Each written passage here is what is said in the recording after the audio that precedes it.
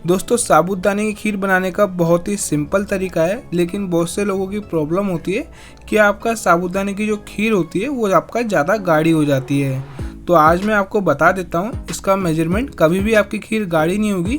जो टेक्सचर आना चाहिए वो आपका एकदम सही आएगा। तो चलिए मिलके बनाते हैं। दोस्तों, खीर बनाने के लिए सबसे पहले हम मीडियम साइज का साबूदाना लेंगे और कम से कम इसको 2 से 3 बार अच्छे से वॉश करेंगे, क्योंकि साबूदाने में आपका बहुत ही ज्यादा स्टार्च होता है। तो आपको इसको पहले अच्छे से 3 बार वॉश कर लेना है। दोस्तों, यहाँ पे मैंने इसको अच्छे से वॉश कर लिया है और इसका पानी मैंने निकाल दिया है। अब यहाँ पे हम इसको फिर से पानी डालेंगे और इसको भिगो के रखेंगे कम से कम भी आपका 1 से 1.5 घंटा। तो यहाँ पे आप देख सकते हैं, यहाँ पे मैंने एक कढ़ाई ले ली है और कढ़ाई में हमने 1 चम्मच घी डाल के आपका काजू और बादाम इसको हम अच्छे से रोस्ट कर लेंगे। तो यहाँ पे हम ज़्यादा ब्राउन नहीं करेंगे, बस आपका हल्का सा ब्राउन टाइप का हो जाए, इसमें थोड़ा सा करारापन आ जाएगा।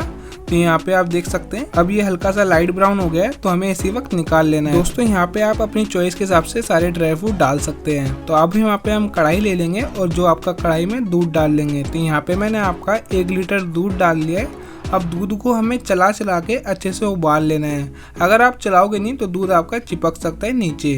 तो यहाँ पे आपको कम से कम भी 10 से 8 मिनट लगेगी, आप इसको अच्छे से उबाल लेना। तो यहाँ पे आप देख सकते हैं अच्छे से उबल गया है। जो हमने आपका साबूदाना भिगो के रखा था इसको भी आपका 1 घंटा हो गया है। तो इसको अब हम जो पानी है इसको निकाल लेंगे। अब इसमें हम आपका गर्म पानी ऐड करेंगे, जो इसका स्टार्च होगा वो फिर से निकल जाएगा। तो आपको उसको देख लेना है, आपको इसमें गर्म पानी डालना है एक बार और इसको हम थोड़ी देर 4 से 5 मिनट के लिए भिगो के रख देंगे।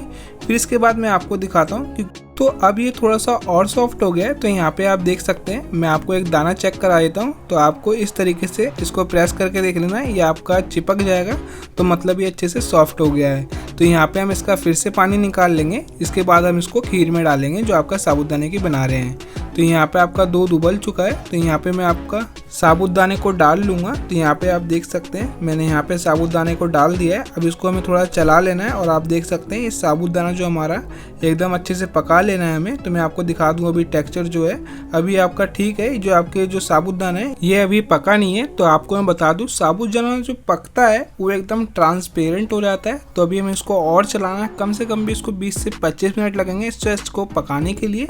तो यहाँ पे मैं आपका इसको ढक के इसको हर 2 मिनट बाद चेक करूँगा, जिससे क्या होगा साबूदाना आपका अच्छे से पक जाएगा।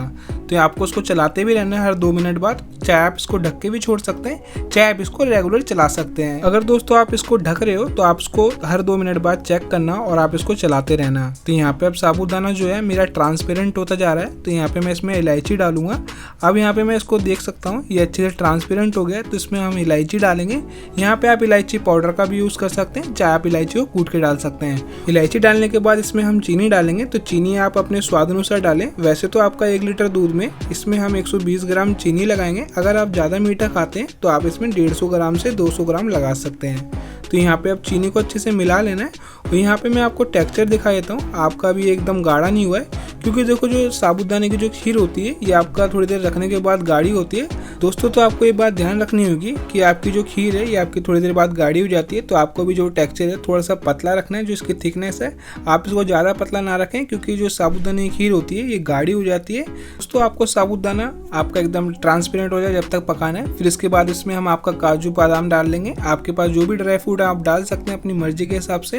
तो यहाँ पे आप टेक्सचर देख सकते हैं खीर का, ये भी एकदम गाढ़ा नहीं है, क्योंकि बहुत से लोगों की जो खीर है वो एकदम गाढ़ी हो जाती है, वो आप पहले ध्यान नहीं रखते हैं क्योंकि इसमें जो आपका थिकनेस है कैसी रखनी है। तो यहाँ पे मैं आपको चेक करा देता हूँ। तो यहाँ पे आप देख सकते हैं जो खीर है एकदम अच्छे से हमारी रेडी हो गई है। तो आपको उसी तरीके से अपनी खीर को बना लेना है। इसको आप व्रत में भी खा सकते हो, क्योंकि नवरात्र स्टार्ट हो रहे हैं। तो आप व्रत में इसका जरूर इस्तेमाल करना है। Tata bye bye.